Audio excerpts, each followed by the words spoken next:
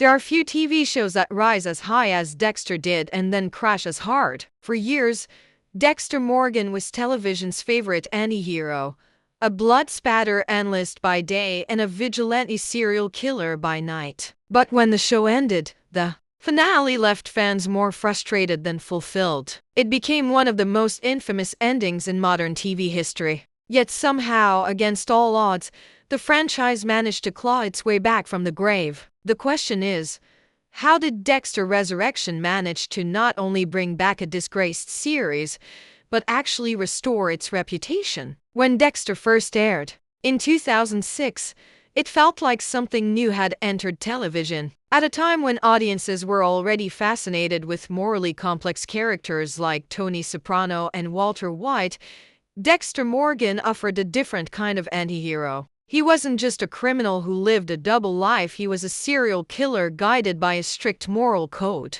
By targeting only other killers who had escaped justice, Dexter gave viewers an unusual dilemma. They found themselves rooting for someone who was both hero and monster, and that tension became the show's trademark.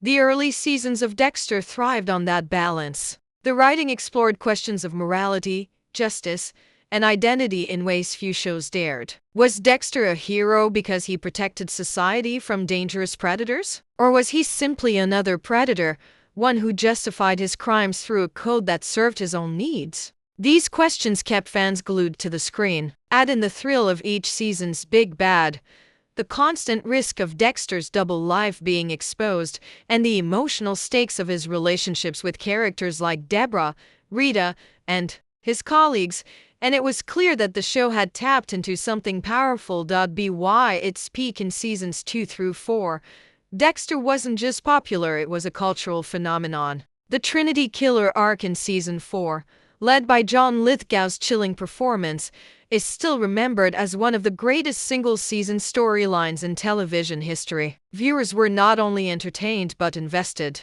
They debated Dexter's choices, speculated on who might uncover his secret, and wrestled with their own feelings about rooting for someone who was, by definition, a murderer. This cultural impact turned Dexter into more than just a show. It became part of a larger conversation about morality and storytelling. Could we sympathize with evil if it was framed in a certain way? Could we accept a killer as a protagonist if his victims were worse than him? Dexter didn't just test the boundaries of television drama, it pushed them further than most thought possible. But the higher a show climbs, the harder it falls when it loses its footing. And for Dexter, the beginning of the fall wasn't about one bad decision, but a gradual shift. The tension that made the show thrilling in its early years started to weaken. Storylines became less sharp, side characters less engaging, and Dexter's inner conflict, once the core of the series, began to feel repetitive. Still, fans held on. They had invested years in watching Dexter navigate his dark urges, and they wanted to see how his story would end. What they got, however, was something that would go down in TV history for all the wrong reasons. For years, fans believed that Dexter was building toward a grand conclusion. Every season brought Dexter Morgan closer to being exposed, caught, or forced to face the weight of his own choices. The thrill wasn't just in watching him kill, it was in wondering how long he could keep living two lives. By the time the series reached its final season, audiences were ready for one thing: closure. They wanted an ending that matched the years of build-up, something that would either redeem Dexter or condemn him in a way that felt true to the character. Instead, what they got felt like a betrayal.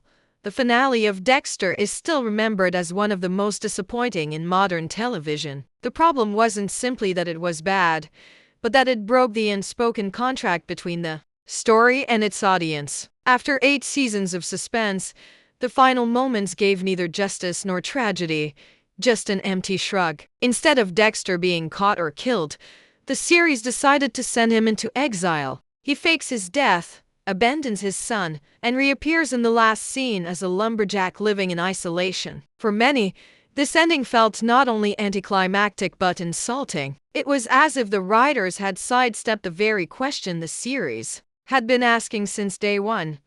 How does a man like Dexter's story truly end? The criticisms came fast and loud. Fans felt that Dexter's choices in the finale didn't make sense. Why would a man who had been defined by his love for his sister Deborah suddenly abandon his son Harrison? Why would he choose a meaningless life of solitude instead of facing justice or finding redemption? Critics argued that the writers had stripped the finale of the courage it needed. Rather than giving the audience a bold, definitive conclusion, they gave them a half-measure, an ending that felt designed to keep the door open for a future return instead of honoring the story that had already been told.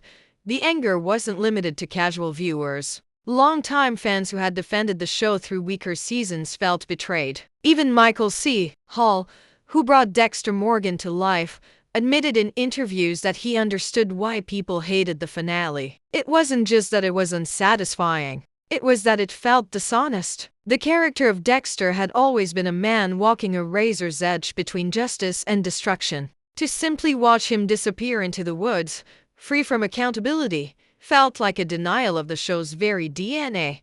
What made this failure sting even more was that Dexter had proven earlier in its run how powerful it could be when it took risks. Season 4 had ended with the shocking murder of Rita, a move that devastated viewers but also elevated the series into legendary status. That moment worked because it was bold, brutal, and true to the world the show had created. Fans expected the finale to deliver something equally daring, equally definitive. Instead, they got something that played it safe, as if the writers were too afraid to confront the reality of Dexter's choices.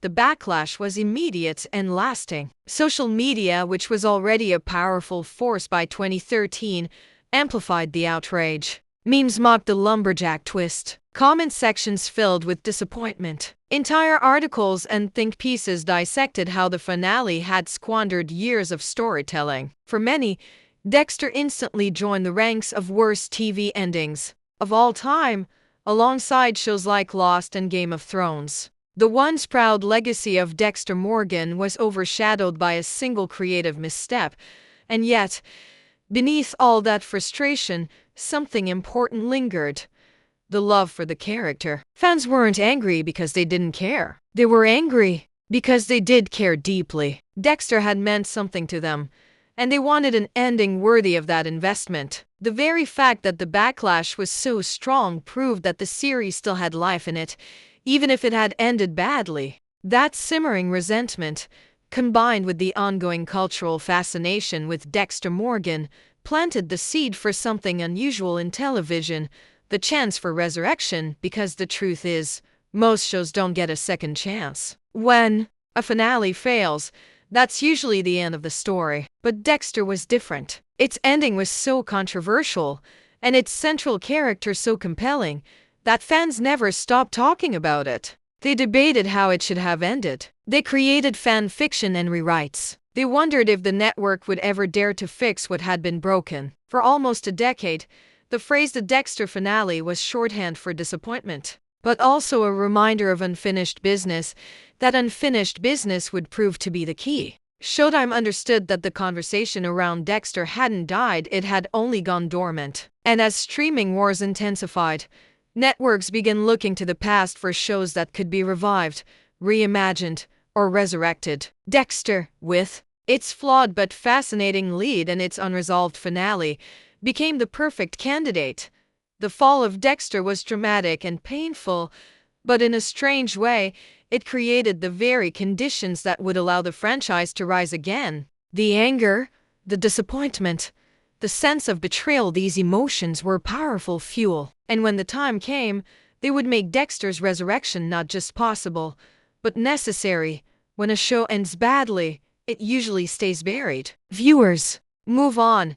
Networks chase new stories, and the cultural memory of that failure slowly fades. But Dexter was different. For years after the infamous lumberjack ending, the conversation never fully died. Online forums, YouTube essays, and even casual TV debates kept circling back to the same question: how could a series so brilliant stumble into such an unsatisfying conclusion? In a strange way, the failure kept Dexter alive. The finale may have closed the curtain, but it didn't give fans the closure they craved. And that unfinished feeling, That unresolved business became the seed for Resurrection. Showtime had always known that Dexter was one of its crown jewels. During its original run, the series was not just a ratings success but also a cultural talking point. People tuned in religiously, and Michael C. Hall's performance had become iconic. Even with the backlash, Dexter was still one of the most recognizable properties in the network's history. By the late 2010s, the television landscape was shifting. Streaming platforms like Netflix, Hulu, and later Disney Plus and HBO Max had changed the game. Suddenly, legacy shows weren't just relics of the past, they were valuable intellectual property that could be revived to capture both old fans and new ones. This was the environment in which the idea of bringing Dexter back started to gain traction. The concept of revival television wasn't new. We had already seen shows like Twin Peaks and Arrested Development return from the dead, and movies like El Camino extended the legacy of Breaking Bad. Nostalgia was no longer just a bonus. It was a business model. Networks and streaming services realized that fans didn't just want new content, they wanted familiar stories to continue, especially when those stories had ended poorly. For Showtime, Dexter was the perfect candidate. The show had a massive fan base, a controversial ending, and a lead actor who was still closely associated with the role. Michael C. Hall had stepped away from the character, but he hadn't closed the door on returning. In interviews, he admitted he wasn't satisfied with the finale either. This alignment between the audience's frustration and the star's willingness to revisit the role created the perfect storm. The network had a hungry audience and a lead actor ready to give it another shot, but Showtime also knew that if they were going to bring Dexter back, they couldn't just continue where they left off. The revival had to feel purposeful, not just a cash grab. Fans weren't asking for more Dexter as much as they were asking for a better ending. The promise of a second chance at closure was what could win people back. This realization shaped the project from the very beginning. Rather than reviving the show as Dexter Season 9, the creators framed it as something new, a resurrection, a way to revisit the character and correct the mistakes of the past. The announcement of Dexter's return came in 2020. Almost a decade after the original finale. The reaction was electric but cautious. Fans flooded social media with excitement, but the skepticism was just as loud. Could the writers really fix what had been broken? Would this be another disappointment? The pressure on Showtime was enormous. The revival wasn't just a chance to bring back a popular character, it was a chance to rewrite the show's legacy. One wrong move, and they would not only fail again but risk permanently tarnishing Dexter beyond repair. Behind the scenes, the strategy was clear: bring in familiar creative voices but with a sharper focus. Clyde Phillips, the original showrunner who had left after Season 4, was brought back to lead the project. This was a significant decision, as many fans felt the show had lost its way after his departure. By returning to the man who had guided Dexter through its strongest years, the network signaled that this revival wasn't just business, it was personal. It was about restoring the heart of the character. The creative team also rethought the setting and themes. Instead of Miami's bright colors and tropical atmosphere, the revival would take place in a colder, more isolated environment. This shift wasn't just aesthetic, it symbolized Dexter's own exile and his struggle to build a new identity. By placing him in a completely different world, the show could explore fresh conflicts while still tying back to the unresolved threads of his past. In many ways, the revival was designed as a direct response to the criticisms of the original finale. Fans had hated the lack of closure with Harrison, Dexter's son, so the new story made that relationship central. Fans had criticized the lumberjack exile as empty, so the revival confronted that loneliness and gave it meaning. Where the finale had avoided decisive answers, the resurrection promised to provide them. When the first trailers dropped, the excitement was undeniable. Michael C. Hall slipping back into Dexter's skin felt both nostalgic and fresh. The title itself, Resurrection, spoke volumes. This wasn't just another season. It was a promise to give Dexter Morgan the ending he deserved, and to give fans the closure they had been denied.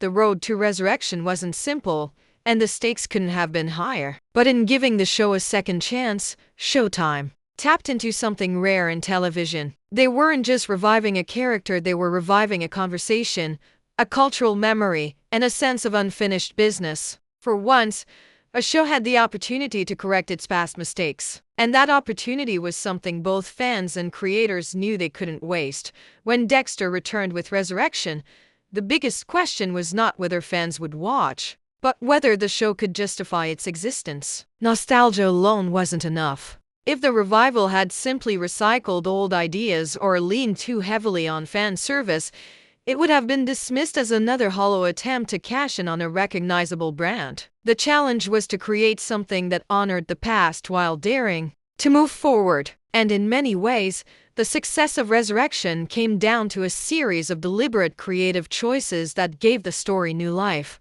The first and most striking decision was the change in setting. The bright, sun-drenched streets of Miami had always been an essential part of Dexter's identity, mirroring his double life. By day, Miami was colorful, energetic, and full of life. By night, it became a hunting ground where shadows and secrets thrived. But Resurrection abandoned Miami altogether. Instead, Dexter reappeared in the cold, isolated town of Iron Lake, New York. The snowy landscapes, gray skies, and small-town intimacy were a far cry from Miami's heat, but that was the point. The new environment symbolized Dexter's exile and his attempt to bury his old identity under layers of ice. It forced him into a world where he couldn't simply vanish into the noise of a city. In Iron Lake, every action left footprints in the snow, and every stranger quickly became a familiar face.